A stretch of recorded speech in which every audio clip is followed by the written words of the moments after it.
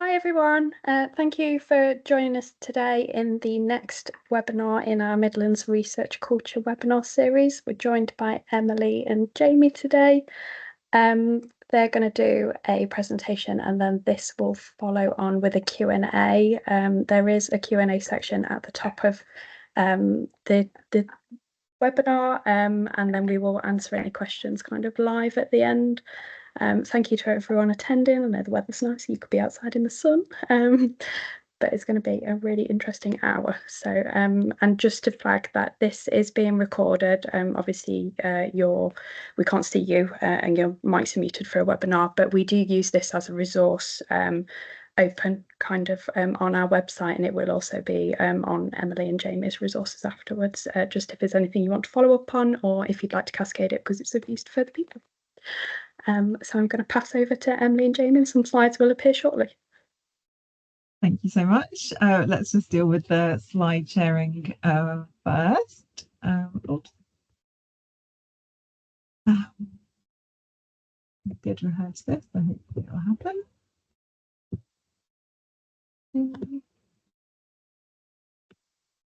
All right, is that all visible? Looks good, yeah. Yeah, great. Okay. Well, I'd like to first thank you so much to Ellen for creating this event and setting it up and advertising it. We've really appreciated the collaboration with Midlands Innovation so far. And I can see from those who have already joined the event that there's a range of people who know our work quite well, and some who don't know very much about us yet. So we'll sort of speak from a perspective that that you don't know much about what we're doing. But for those who are more familiar with our work, of course, feel free to ask more in-depth questions at the end. And we when we first started discussing the potential for this event with Midlands Innovation Group, we were sort of talking about the different work that we've been doing around equity and inclusivity in relation to doctoral education. And it seemed like a great opportunity to do a research culture event that spans two of our recent projects, both relating to doctoral admissions and relating to doctoral education, and particularly doctoral assessment. And we'll say more about those projects in a minute. So warm welcome. I'm Emily Henderson, based in Education Studies at the University of Warwick and Director of the Doctoral Education and Academia Research Centre, or DEA, and James Burford is with me, who is also Director of the Centre, and we're both based in Education Studies. So in our presentation, first of all, we'll just introduce our research centre briefly, so you know the kind of context that we're speaking from. And then we're going to discuss two projects, one relating to doctoral admissions and the second one relating to reasonable adjustments and mitigating circumstances. And then we'll have a Q&A. And we're going to speak as sort of briefly and quickly as we can to both of those projects. So you'll see we're sort of cutting out some essential information like the findings from our literature review. We've really focused on just introducing the projects and giving the findings. But if you've got any more questions about the wider elements of the projects, we've got lots more to say, so do feel free to save your questions. So just to briefly introduce our DEA Centre. So we're a cross-departmental centre at the University of Warwick, which we founded in October 23. So we're still quite new. And our core focus is on doctoral education. And so anything relating to the PhD, other doctoral degrees, supervision, how doctoral education policy is shaping up, etc. And the academic profession, thinking about pathways into the academic profession, thinking about inequalities within the profession, globalization, and so on. And some of our sort of three sort of vision statements, if you like, is that we specialize in research on social inequalities, focusing across various intersections. We do international research across a range of countries, and we aim to do impactful research that makes change to policy and practice whilst focusing on rigorous, innovative and critical research perspectives. And you can see a bit more of a detailed sense of our centre here. In relation to doctoral education, one of our really core aims is to make research careers, doctoral degrees in particular, more equitable, more inclusive. So the two projects that we're presenting here sit under that purple umbrella there on the left-hand side of the slides. But on the right-hand side as well, some of our other work relating to the academic profession and aiming for the academic profession to contribute to social transformation. And that includes a current project that I'm working on, Widening Access to Higher Education in India, which is about the role of academics in outreach culture in India. And then Heart of Research, which is a project about research centres. And incidentally, we are launching that project tomorrow as an SRHE event. So this is just to give you a sense of the context from which we have been conducting these projects and that we're sitting in. Now we'll move on to talk about the first of the two projects that we're talking about today. And I'm just going to set my timer briefly so I don't overrun. So the first project, which was actually two projects kind of nested together over two funding periods, relates to pre-application doctoral communications. The project team, you can see here, I won't run through all of us, but you can see over the two phases, we involved several different actors and included also assistance from an external research consultant. Now to go into what is this phenomenon we're talking about in relation to doctoral admissions, and why should we care about it? Why is it a research culture issue? So we have coined the term pre-admissions, pre-application doctoral communications, and it was a sort of missing term in the field. It wasn't something that there was a term for before, something that lots of people talk about all the time, but not something that had an actual term. And we felt it was important to name it so that we could do more work on it. So we define the term as communications that potential doctoral applicants may have with university staff before making a formal application to study. And just need to move faces slightly on my screen. There we go. And often this takes the form of emails from applicants, most often to potential supervisors, but this can also include emails to administrative staff, professional services staff, or academic leaders in this role, such as a director of postgraduate research.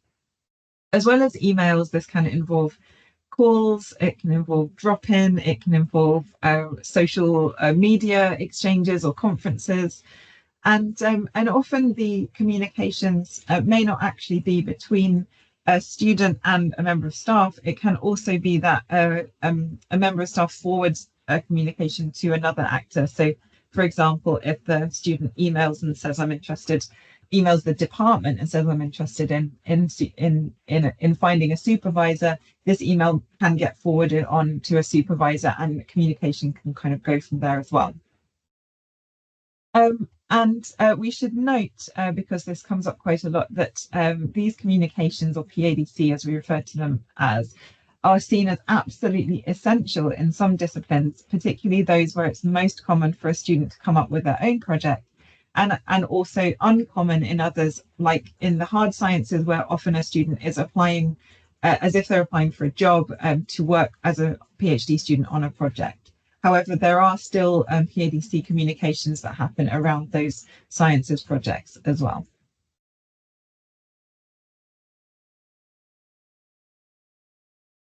So I'm not going to dwell too much on the exact research questions for interest of time, but for the first project, we were looking at web pages. We were looking at the directors of postgraduate research, the program officers and the supervisors and their decision-making processes. And we were looking at what kind of changes at institutional and department levels could result from maybe improving some of these sort of, and there's a very loud car outside my window. I hope you can't hear that. So what kind of changes in terms of inclusivity and equity could come from actually thinking more about this invisible layer of communications that are happening that are not currently often formalized or tracked. For the second project, we focused in more on how doctoral applicants from minoritized backgrounds navigated the process of finding a doctoral supervisor.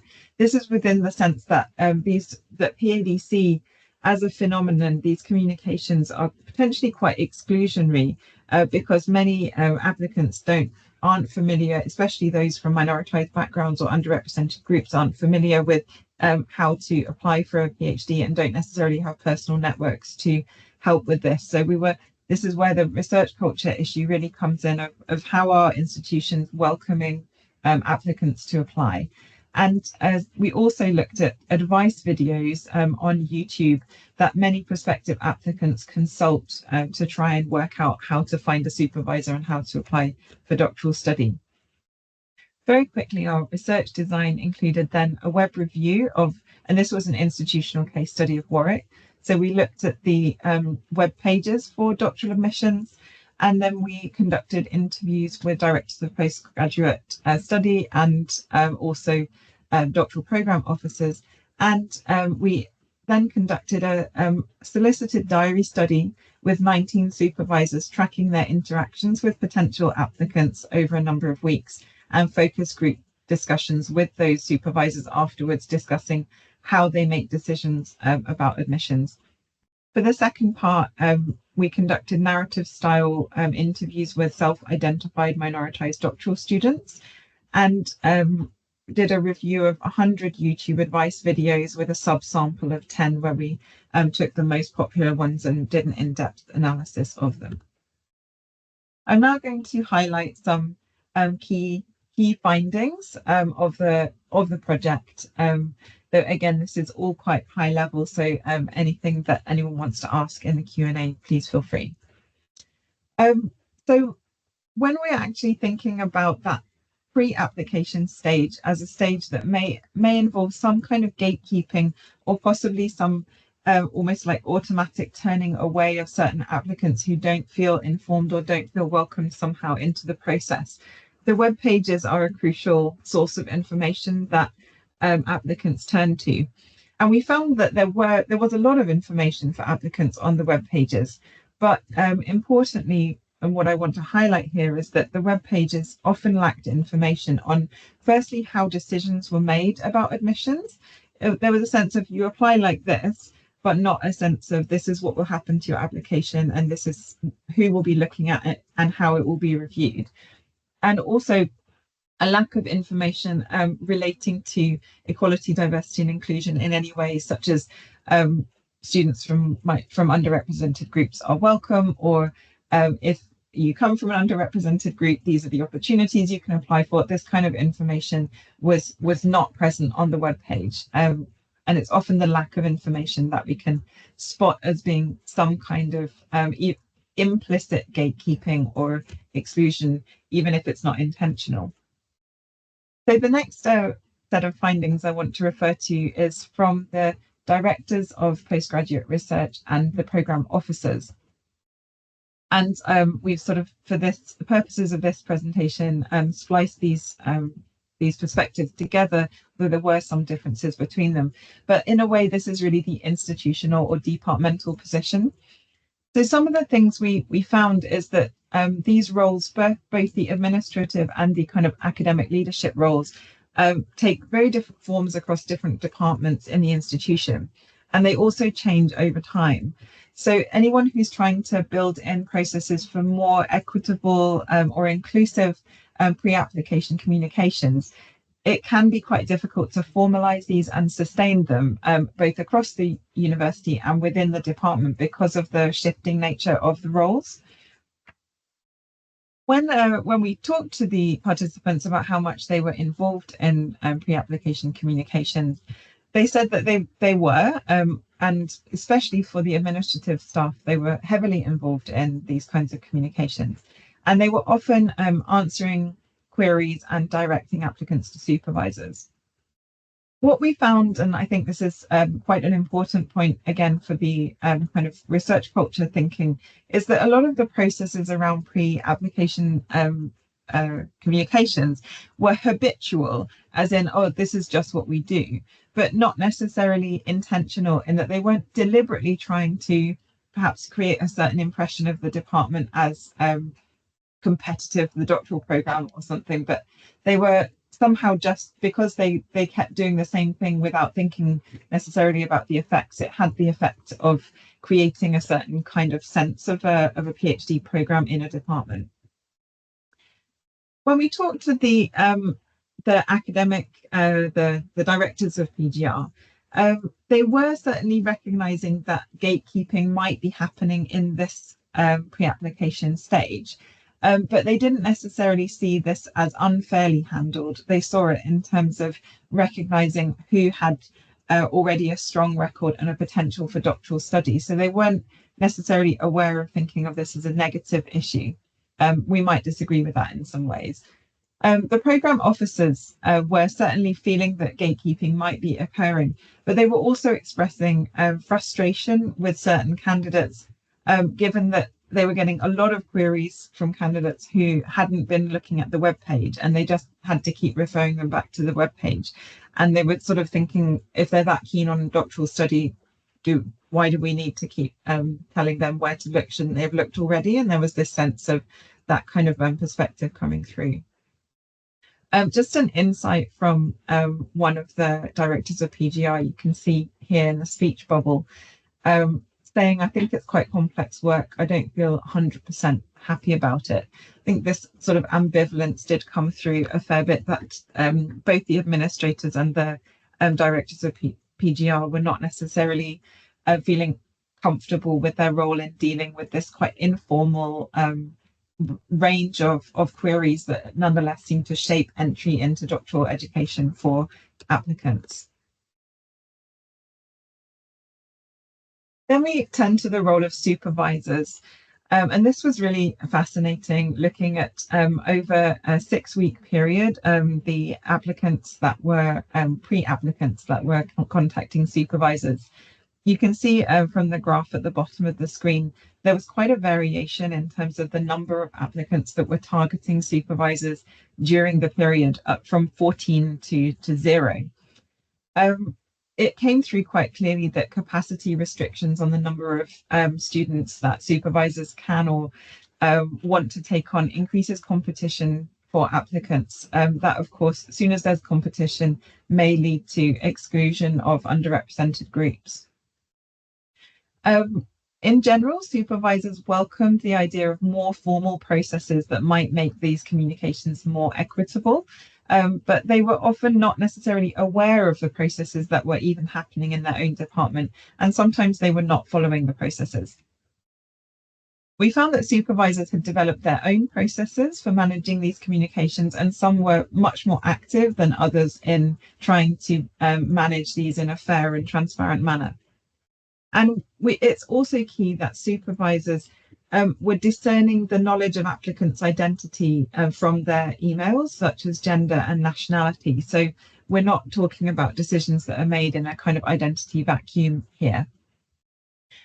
You can see on the right-hand side an excerpt from a diary where a supervisor was feeling quite cross about having been targeted by a student who obviously hadn't figured out, maybe hadn't looked at her profile to look enough about her to understand her gender, and had, received this email addressed to Sir, and this had sort of influenced her feeling about how much the student had paid attention to her profile in advance. Then looking at the experiences of minoritized postgraduate researchers. So these were students who'd made it through and were reflecting back on their experiences of applying. And we did find some quite disturbing things, like Harvinder on the left-hand side here, who identified as having a disability and was asked by prospective students, do you need to go part-time? Are you going to be slow? When Harvinder was applying for a full-time degree.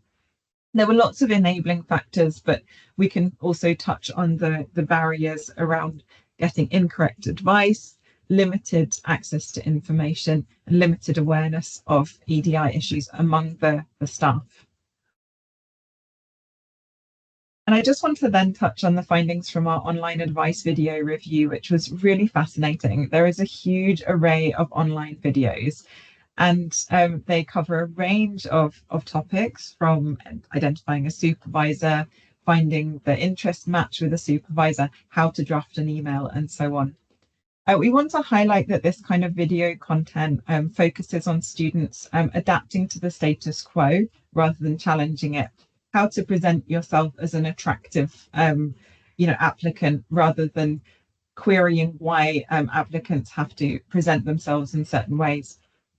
Often the videos came from a specific context, such as the US, but didn't necessarily say, if you're applying to the US, this is for you. So it could be misleading. And there was other kind of misleading or unhelpful information. And we were quite concerned about some of the videos that we looked at. I'm going to just very quickly touch on the recommendations. And we produced 3 briefings, which you can find from our website, which lay out these recommendations in detail. So we had 3 sets of recommendations, including that institutions and departments could certainly do more to develop strategies for managing pre-application queries, could certainly develop their web pages, and could certainly give more advice and reflective practice opportunities to staff for thinking about how they're perhaps turning away some applicants before applying. For supervisors, they need to think a bit more about how they manage these communications, how they respond to them, and how they reflect on their ongoing practice. And for potential applicants, we've sort of identified that finding an institution and funding is a major area where students need to be aware. Searching for a supervisor is another one, and contacting a supervisor and what to do about it is another area where more kind of information is needed. So we produced a report from this, and also a professional development activity kit for supervisors. So if anyone in the audience is involved in supervisor development, we have a ready-made activity for discussion, and the 3 briefings that we mentioned.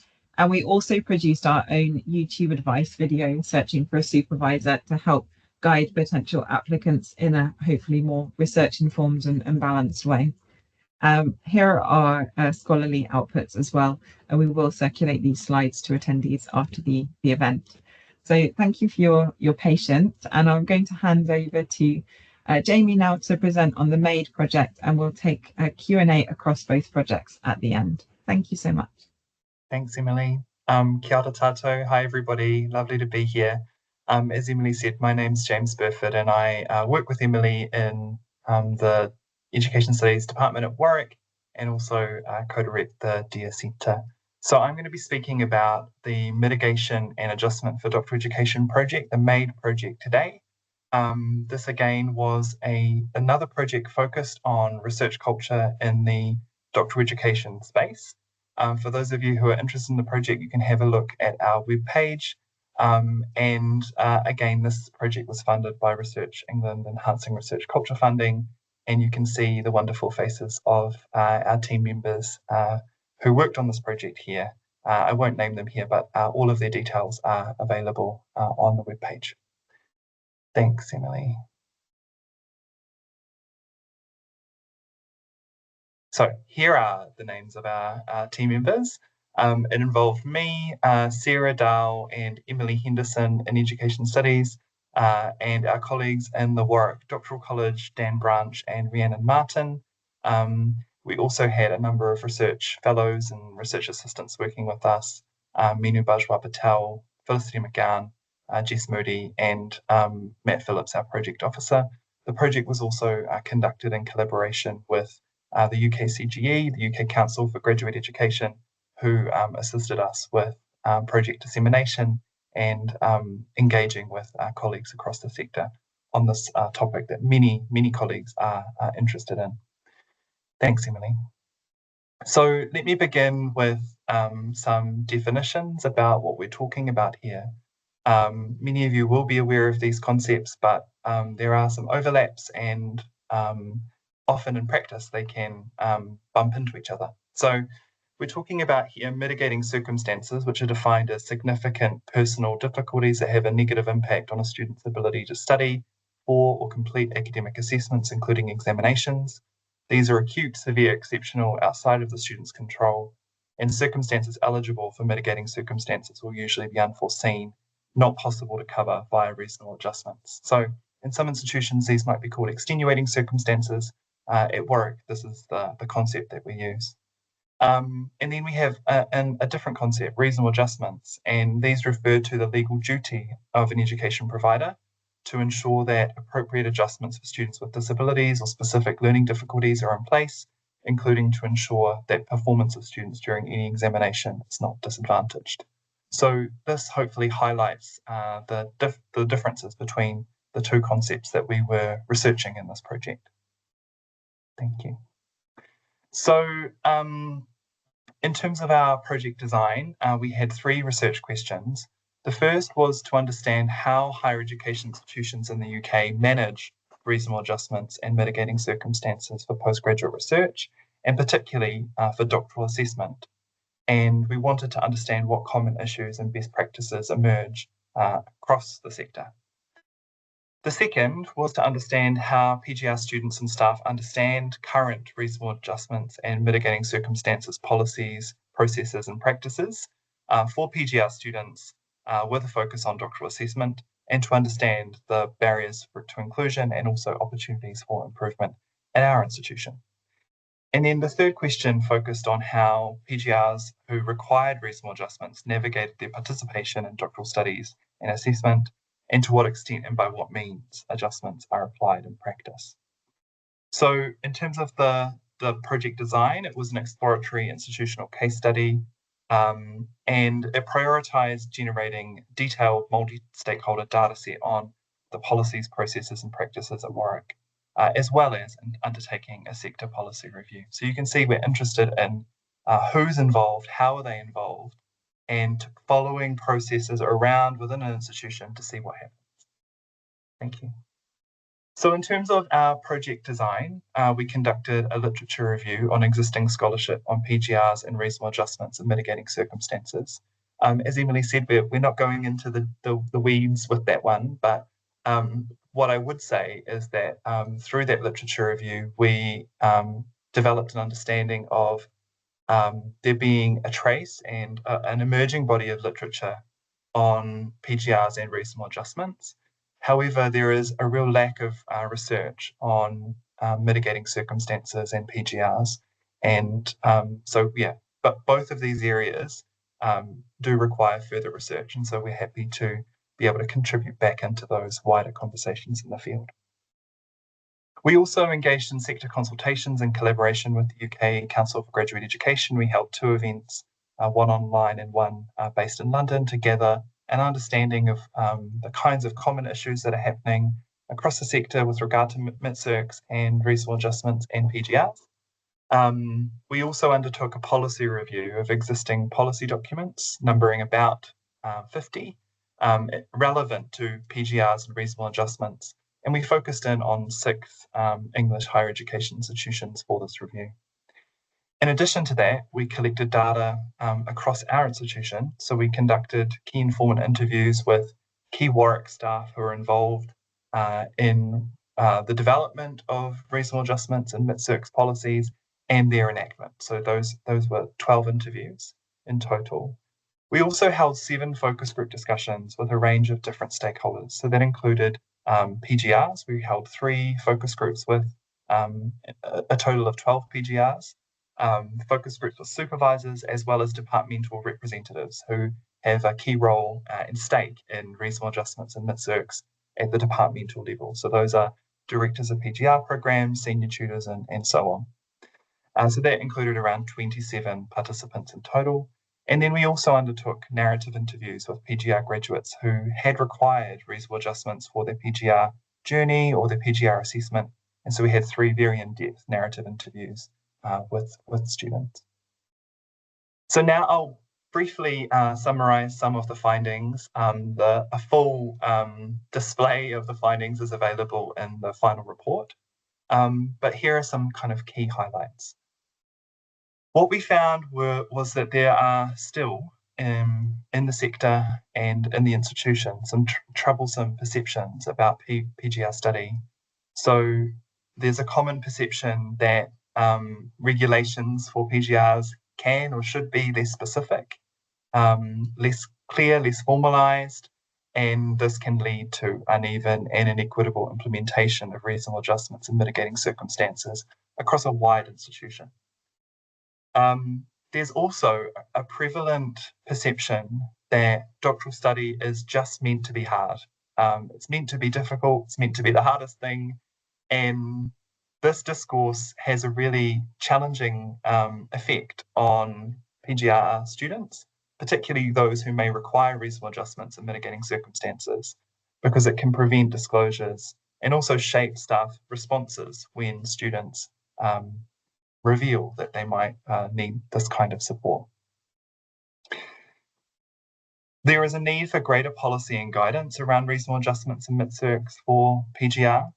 So across the study, we found there were challenges with the availability and accessibility of policies and guidance. In some cases, it's just very difficult to find if PGRs were included in guidance or policy or not. There's questions about the appropriateness of the guidance. Does it meet the needs of the students who are needing to use it? A lack of clarity of responsibilities, who needs to do what are the appropriate processes that need to be followed. Across the sector, there's a reliance on suspension of studies or extensions, which can have particular inequalities, and that's a real challenge for students, particularly who require reasonable adjustments. And also a reliance on normative timelines for doctoral study. So there's an idea that there is a kind of a length of time that a doctorate should take, no matter what. And so that provides particular challenges for students who might need more time to complete their studies for very good reasons. In terms of some other findings, we've provided some considerations when formulating guidance for reasonable adjustments and mitigating circumstances. So guidance needs to talk to students where they are, not assuming that students all know the difference between mitigating circumstances and reasonable adjustments. For some students, this is just what they reach for when something goes wrong. And so as institutions, we need to be able to help students find the right pathway to seek support. Policies and processes can't assume static or single conditions that students might have. And there's also a need to make sure that students' first experiences of seeking support within the institution go right. In our study, we found a lot of students were turned off or turned away by challenging interactions when they first saw help or support. Thanks, Emily.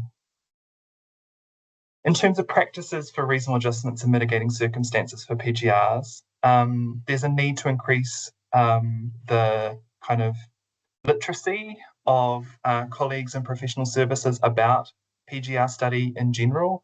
A lot of institutional processes and procedures are set up with a particular idea of a student in mind, and that student is often an undergraduate student. And so when PGR students try and access services, sometimes they're turned away or not really imagined as the kind of users of these services. There's equally a need to ensure that disability advisors are giving reasonable adjustment statements that are relevant to PGR study and assessment. So if there's templates that disability advisors are using to guide or provide reasonable adjustment statements, it's not helpful for PGR students to be given documents that says you can have more time in your examination or so on. There needs to be a more nuanced consideration of the needs of PGRs in relation to their particular kinds of assessment timelines, assessment modes. Information about reasonable adjustments and mid-circs needs to be disseminated to the right people at the right time. Given the long duration of doctoral study, this presents a particular challenge that needs to be worked through. Students are with us for a long time and have a particular kind of pedagogical relationship with their supervisors and their department. So some careful thought needs to be put in there. And further professional development is often needed for supervisors to help them first understand reasonable adjustments and mitigating circumstances and their differences, to understand the institutional pathways they take, and to help them understand how they can be supports for their students. In terms of assessment, there's a need to consider continuation points, which may be summative, as well as the final viva. So if in your institution students are having annual reviews or milestone meetings, which may lead to that student not passing, there's a need to consider where reasonable adjustments and mitigating circumstances provisions fall in relation to that. Quite often there is a focus now on the viva, but there may be other continuation points which we need to turn our attention to. There's a widespread lack of clarity regarding how reasonable adjustments and mitigating circumstances apply to upgrades in particular, as well as the viva, and a need for standardization with regard to preparation for the viva assessment. So mock vivas provided. Could mock vivas provide an opportunity to trial and rehearse some of the challenges that might emerge, and could they be a useful tool to help to prepare for the final viva? Often we found that PGRs are managing around their institution for vivas and working informally, which is challenging, and it means that that provision is therefore there's no parity.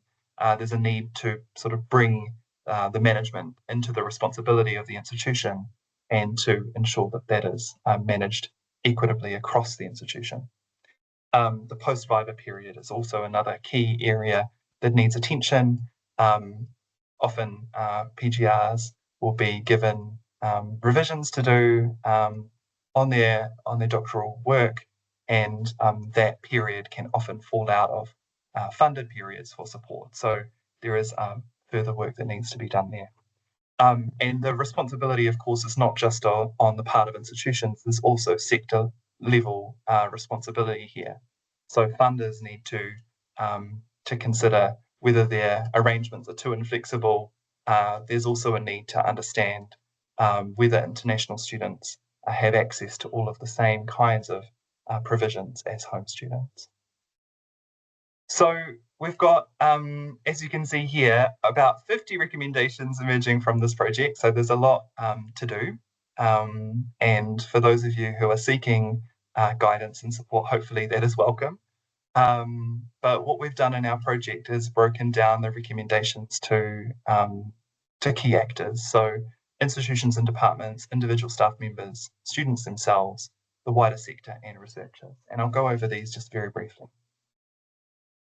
So in terms of institutions and departments, some key things to do here: reviewing PGR policies and processes, reviewing regulations for reasonable adjustments and mitigating circumstances to ensure they reflect PGR students, ensuring disability and support services are PGR ready, enhancing inclusivity and transparency of PGR related communications, checking that they are signposting to reasonable adjustments and mid-circs guidance, developing inclusive PGR assessment. So certainly some work to do there about whether universal accommodations can be embedded, increasing visibility of disabled researchers and inclusive research culture more broadly to avoid deficit discourses, and enhancing staff training, development, capacity and confidence around reasonable adjustments for mitigating circumstances and